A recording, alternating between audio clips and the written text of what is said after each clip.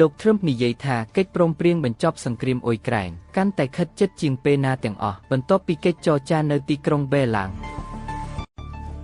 ប្រធានាធិបតីអាមេរិកលោក Donald Trump បាននិយាយថាកិច្ចព្រមព្រៀងបញ្ចប់សង្គ្រាមរបស់រុស្ស៊ីលើអ៊ុយក្រែនកាន់តែខិតជិតជាងពេលណាទាំងអស់បន្ទាប់ពីមេដឹកនាំសំខាន់បានធ្វើកិច្ចចរចានៅទីក្រុងបេឡាំងប៉ុន្តែមន្ត្រីជាច្រើនបាននិយាយថាភាពខុសគ្នាសំខាន់នៅតែមានលើបញ្ហាទឹកដីលោក Trump បានប្រាប់អ្នកយកព័ត៌មាននៅក្នុងការិយាល័យ Oval កាលពីថ្ងៃច័ន្ទថាលោកមានកិច្ចចរចាដ៏យូរអង្វែងនិងល្អណាស់ជាមួយប្រធានាធិបតីអ៊ុយក្រែនលោក Volodymyr Zelensky និងមេដឹកនាំនៃប្រទេសបារាំងអាល្លឺម៉ង់ចក្រភពអង់គ្លេសនិងអង្គការ NATO លោកបានមានប្រសាសន៍ថាយើងកំពុងទទួលបានការគាំទ្រយ៉ាងខ្លាំងពីមេដឹកនាំអឺរ៉ុបពួកគេក៏ចង់បញ្ចប់សង្គ្រាមដែលយើងបានសន្ទនាជាច្រើនជាមួយប្រធានាធិបតី Vladimir Putin នៃប្រទេសរុស្ស៊ីហើយខ្ញុំគិតថាយើងកាន់តែខិតជិតជាងពេលណាទាំងអស់ហើយយើងនឹងឃើញអ្វីដែលយើងអាចធ្វើបានលោក Zelensky ពីមុនបាននិយាយថាការចរចាជាមួយមេដឹកនាំសហរដ្ឋអាមេរិកនិងអឺរ៉ុបគឺពិបាកប៉ុន្តែមានផលិតភាពការពិភាក្សាកម្រិតខ្ពស់ដែលពាក់ព័ន្ធនឹងលោក Zelensky គណៈប្រតិភូអាមេរិកដឹកនាំដោយលោក Steve Witkoff ដែលជាកូនប្រសាររបស់លោក Trump គឺលោក Jared Kushner និងមេដឹកនាំអឺរ៉ុបបានធ្វើឡើងនៅទីក្រុងបេឡាំងរយៈពេល2ថ្ងៃចំពេលមានសម្ពាធកាន់តែខ្លាំងឡើងពីទីក្រុង Washington ឲ្យទីក្រុង Kyiv ធ្វើសម្ពាធដល់ទីក្រុង Moscow ដើម្បីបញ្ចប់ជម្លោះដ៏សាហាវបំផុតមួយរបស់អឺរ៉ុបចាប់តាំងពីសង្គ្រាមលោកលើកទី2នៅក្នុងសេចក្តីថ្លែងការណ៍មួយបន្ទាប់ពីការចរចាមេដឹកនាំអឺរ៉ុបបាននិយាយថាពួកគេនិងសហរដ្ឋអាមេរិកបានប្រាជ្ញាធ្វើការរួមគ្នាដើម្បីផ្ដល់ការធានាសន្តិសុខដ៏រឹងមាំដល់អ៊ុយក្រែនរួមទាំងកម្លាំងជាតិអ៊ុយក្រែនដែលដឹកនាំដោយអឺរ៉ុបដែលគាំទ្រដោយសហរដ្ឋអាមេរិកពួកគេបាននិយាយថាការងាររបស់កម្លាំងនេះនឹងរួមបញ្ចូលប្រតិបត្តិការនៅខាងក្នុងអ៊ុយក្រែនក៏ដូចជាជួយក្នុងការកសាងកងកម្លាំងអ៊ុយក្រែនឡើងវិញធានាសុវត្ថិភាពលើមេឃរបស់ខ្លួននិងគាំទ្រដល់សមុទ្រដែលមានសុវត្ថិភាពជាងមុនពួកគេបាននិយាយថាកងកម្លាំងអ៊ុយក្រែនគួរតែរក្សានៅកម្រិតសន្តិភាពចំនួន800,000 នាក់មន្ត្រីអាមេរិក2រូបបាននិយាយទៅកាន់ទីភ្នាក់ងារសារព័ត៌មាន Reuters បានពិពណ៌នាអំពីការការពារដែលបានស្នើឡើងថាជាដូចមាត្រា5ដែលជាឯកសារយោងទៅលើការសន្យាការពារគ្នាទៅវិញទៅមកនៃមាត្រា5របស់ NATOអ៊ុយក្រែនពីមុនបានបង្ហាញសញ្ញាថាខ្លួនអាចនឹងមានឆន្ទៈបោះបង់ចោលមហិច្ឆតារបស់ខ្លួនក្នុងការចូលរួមជាមួយសម្ព័ន្ធមិត្តយោធា NATO ជាថ្នូរនឹងការធានាសន្តិសុខដ៏រឹងមាំរបស់លោកខាងលិចថ្លែងទៅកាន់អ្នកយកព័ត៌មាននៅទីក្រុងបេឡាំងលោក Zelensky បាននិយាយថាទីក្រុងគីវត្រូវការយល់ដឹងច្បាស់លាស់អំពីការធានាសន្តិសុខដែលផ្ដល់ជូនមុនពេលធ្វើការសម្រេចចិត្តណាមួយលើការគ្រប់គ្រងទឹកដីក្រោមដំណោះស្រាយសន្តិភាពតែអាចកើតមានលោកបានបន្ថែមថាការធានាណាមួយត្រូវតែរួមបញ្ចូលការត្រួតពិនិត្យបទឈប់បាញ់ប្រកបដោយប្រសិទ្ធភាពមន្ត្រីអ៊ុយក្រែនបានប្រុងប្រយ័ត្នអំពីទម្រង់នៃការធានាបែបនេះអ៊ុយក្រែនបានទទួលការធានាសន្តិសុខដែលគាំទ្រដោយសហរដ្ឋអាមេរិកនិងអឺរ៉ុបបន្ទាប់ពីទទួលបានឯករាជ្យនៅឆ្នាំ1991ប៉ុន្តែការធានាទាំងនោះមិនបានរារាំងការឈ្លានពានរបស់រុស្ស៊ីនៅឆ្នាំ2014និង2022ទេអធិការបតីអាល្លឺម៉ង់លោក Friedrich Merz បាននិយាយថាទីក្រុង Washington បានផ្ដល់ការធានាសន្តិសុខយ៉ាងច្រើនក្នុងអំឡុងពេលចរចានៅទីក្រុងបេឡាំងលោក Merz បានថ្លែងនៅក្នុងសន្និសីទសារព័ត៌មានរួមគ្នាជាមួយលោក Zelensky ថាអ្វីដែលសហរដ្ឋអាមេរិកបានដាក់នៅលើតុនៅទីនេះក្នុងទីក្រុងបេឡាំងទាក់ទងនឹងការធានាផ្នែកច្បាប់និងសម្ភារៈគឺពិតជាគួរឲ្យកត់សម្គាល់ណាស់លោកបានមានប្រសាសន៍ថាឥឡូវនេះយើងមានឱកាសសម្រាប់ដំណើរការសន្តិភាពពិតប្រាកដដោយបន្ថែមថាការរៀបចំទឹកដីនៅតែជាបញ្ហាស្នូលមានតែអ៊ុយក្រែនទេដែលអាចសម្រេចចិត្តអំពីសម្ពាធទឹកដីគ្មានជំរើសឬជំរើសទេលោក Merz ក៏បាននិយាយផងដែរថាវាមានសារៈសំខាន់សម្រាប់សហភាពអឺរ៉ុបក្នុងការឈានដល់កិច្ចព្រមព្រៀងមួយស្ដីពីការប្រើប្រាស់ទ្រព្យសម្បត្តិរបស់រុស្ស៊ីដែលត្រូវបានបង្កកដើម្បីគាំទ្រអ៊ុយក្រែនដើម្បីបង្ហាញដល់ទីក្រុងមូស្គូថាការបន្តសង្គ្រាមគឺឥតប្រយោជន៍លោកបានព្រមានថាសមាជិកសហភាពអឺរ៉ុបត្រូវតែចែករំលែកហានិភ័យដែលពាក់ព័ន្ធនឹងការរឹបអូសទ្រព្យសម្បត្តិទាំងនោះ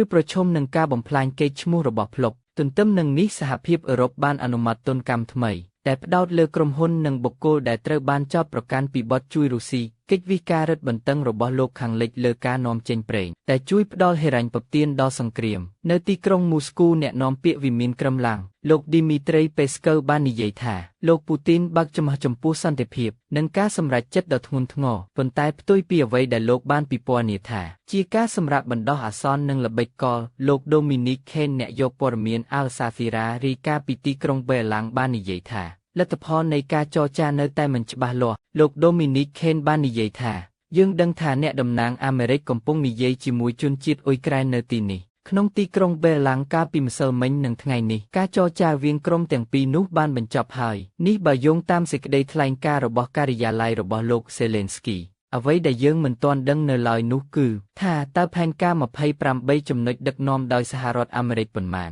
ដែលផ្នែកខ្លះអាចទទួលយកបានដោយទីក្រុងមូស្គូប៉ុន្តែត្រូវបានជំទាស់យ៉ាងខ្លាំងដោយមន្ត្រីទីក្រុងគៀវនិងសហភាពអឺរ៉ុបនៅថ្ងៃដដែលនោះលោក Dominic Kane បានបន្ថែមថារដ្ឋាភិបាលអាល្លឺម៉ង់បានបង្ហាញសំណើ10ចំណុចដាច់ដោយឡែកមួយដែលផ្ដោតលើកិច្ចសហប្រតិបត្តិការយោធានិងចារកម្មជាងដំណោះស្រាយសន្តិភាពមេដឹកនាំអឺរ៉ុបត្រូវបានគេរំពឹងថានឹងបន្តការពិភាក្សាលើផ្នែកដែលនៅសល់នៃការមិនចុះសម្រុងគ្នាទន្ទឹមនឹងនេះអ៊ុយក្រែនបាននិយាយកាលពីថ្ងៃច័ន្ទថារុស្ស៊ីបានបាញ់យន្តហោះគ្មានមនុស្សបើកចំនួន153គ្រឿងពេញមួយយប់តែក្នុងនោះ17គ្រឿងបានវាយប្រហារគោលដៅរបស់ពួកគេក្រសួងការពារជាតិរុស្ស៊ីបាននិយាយថាកងកម្លាំងរបស់ខ្លួនបានបំផ្លាញយន្តហោះគ្មានមនុស្សបើកអ៊ុយក្រែនចំនួន130គ្រឿងនៅលើទឹកដីរុស្ស៊ីទីក្រុងគៀវបាននិយាយថាយន្តហោះគ្មានមនុស្សបើកក្រោមទឹករបស់ខ្លួនបានវាយប្រហារនាវាមុជទឹករុស្ស៊ីមួយគ្រឿងតែចតនៅកំពង់ផែ Novorossiysk សមុទ្រខ្មៅអ៊ុយក្រែនបានបង្កើនការវាយប្រហារតាមសមុទ្រក្នុងរយៈពេលប៉ុន្មានសប្តាហ៍ថ្មីនេះលើអ្វីដែលខ្លួនបានពិពណ៌នាថាជានាវាដែលមានទំនាក់ទំនងជាមួយរុស្ស៊ីនៅក្នុងសមុទ្រខ្មៅកងកម្លាំងរុស្ស៊ីបានបន្តកំណត់គោលដៅទីក្រុងកំពង់ផែអូដេសារបស់អ៊ុយក្រែនដោយនាវាដឹកទំនិញទូគី2គ្រឿងត្រូវបានវាយប្រហារក្នុងរយៈពេលប៉ុន្មានថ្ងៃថ្មីនេះទីក្រុងគៀវបាននិយាយថាការវាយប្រហារទាំងនោះមានគោលដៅរបស់រុស្ស៊ីលោកសេលេនស្គីក៏បានចោទប្រកាន់ទីក្រុងមូស្គូថាបានប្រើប្រាស់ការវាយប្រហាររបស់ខ្លួនជាកម្លាំងក្នុងការចរចាសន្តិភាពលោកបាននិយាយថារុស្ស៊ីបានវាយប្រហាររោងចក្រថាមពលទាំងអស់នៅក្នុងប្រទេសអ៊ុយក្រែនជាផ្នែកមួយនៃយុទ្ធនាការរបស់ខ្លួនប្រឆាំងនឹងហេដ្ឋារចនាសម្ព័ន្ធថាមពលរបស់ប្រទេសនេះបើយោងតាមការចុះផ្សាយពីសារព័ត៌មាន Al Jazeera ចុះផ្សាយនៅថ្ងៃទី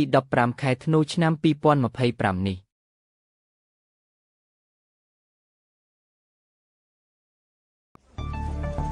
យ៉ាងហោចណាស់មានមនុស្ស37នាក់បានស្លាប់បន្ទាប់ពីទឹកជំនន់បានវាយប្រហារភ្លាមលើទីក្រុងសាហ្វៃរបស់ប្រទេសម៉ារ៉ុកបើយោងតាមអាជ្ញាធរយ៉ាងហោចណាស់មានមនុស្ស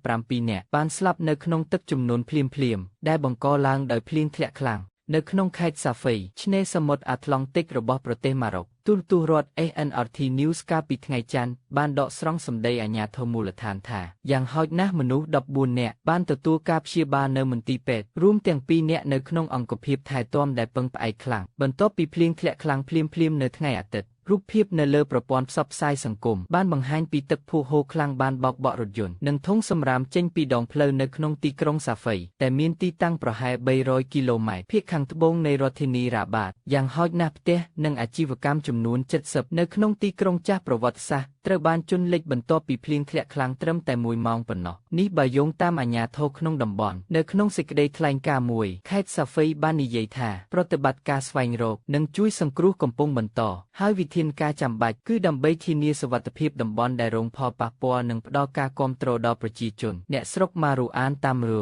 ដែលត្រូវបានដកស្រង់សម្ដីដោយទីភ្នាក់ងារសារព័ត៌មាន FP បានសួរថាហេតុអ្វីបានជារថយន្តដឹករបស់រដ្ឋាភិបាលមិនត្រូវបានបញ្ជូនទៅបូមទឹកចេញការខូចខាតផ្លូវថ្នល់បានកាត់ផ្ដាច់ចរាចរណ៍តាមបណ្ដោយផ្លូវជាច្រើននិងមកពីទីក្រុងកំពង់ផែនៅលើឆ្នេរសមុទ្រអាត្លង់តិកអ្នកកាសែតលោកលេម៉ាទីនដែលមានមូលដ្ឋាននៅទីក្រុងកាសាប្លង់កាបាននិយាយថាផ្លូវខេត្តលេខ2300ដែលភ្ជាប់ទីក្រុងសាហ្វៃទៅកាន់ទីក្រុងហារ៉ាដែលជាទីក្រុងមួយដែលមានចម្ងាយ 20.5 គីឡូម៉ែត្រទៅភាគឦសានត្រូវបានរងផលប៉ះពាល់ជាពិសេសកាសែតនេះបាននិយាយថានាយកដ្ឋានអប់រំជាតិខេត្តនៅសាហ្វៃបានផ្អាកថ្នាក់រៀននៅគ្រប់សាលារៀនទាំងអស់នៅថ្ងៃច័ន្ទនៅល្ងាចថ្ងៃអាទិត្យកម្រិតទឹកបានស្រកចុះដែលធ្វើឲ្យមនុស្សរើសយកតាមទេសភាពដែលសាមដោយភក់ដើម្បីជួយសង្គ្រោះទ្រព្យសម្បត្តិខណៈពេលដែលក្រុមកំពុងស្វែងរកជនរងគ្រោះតែអាចកើតមានផ្សេងទៀតសេវាអាកាសធាតុបានព្យាករណ៍ថានឹងមានភ្លៀងធ្លាក់ខ្លាំងបន្ថែមទៀតនៅថ្ងៃអង្គារនៅទូទាំងប្រទេសម៉ារ៉ុកកំពុងជួបប្រទះនឹងភ្លៀងធ្លាក់ខ្លាំងនិងព្រឺធ្លាក់នៅតំបន់ភ្នំអាត្លាសបន្ទាប់ពីគ្រោះរាំងស្ងួតរយៈពេល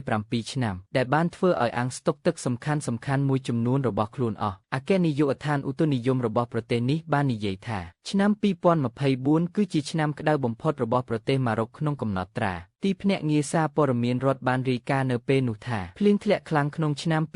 2021បានបណ្ដាលឲ្យមនុស្ស24នាក់ស្លាប់បន្ទាប់ពីមានទឹកជំនន់នៅក្នុងសិក្ខាសាលាវីនផនក្រោមដីខុសច្បាប់មួយនៅក្នុងផ្ទះឯកជនមួយក្នុងទីក្រុងតង់គឺក្នុងឆ្នាំ2014និង2015ភ្លៀងធ្លាក់ខ្លាំងក៏បានបណ្ដាលឲ្យមានទឹកជំនន់មានកម្រិតខ្ពស់នៅក្នុងប្រទេសម៉ារ៉ុកផងដែរទឹកជំនន់នៅថ្ងៃអាទិត្យបានកើតឡើងភ្លាមៗបន្ទាប់ពីគ្រោះមហន្តរាយដាច់ដោយឡែកមួយកាលពីសប្តាហ៍មុនតែបានឃើញមនុស្ស19នាក់ស្លាប់និង15នាក់រងរបួសដោយសារការដួលរលំអគារពីរនៅក្នុងទីក្រុងប្រវត្តិសាស្ត្រ Fes របស់ប្រទេសម៉ារ៉ុកនេះបើយោងតាមការចុះផ្សាយពីសារព័ត៌មាន Al Jazeera នៅថ្ងៃទី15ខែធ្នូឆ្នាំ2025នេះ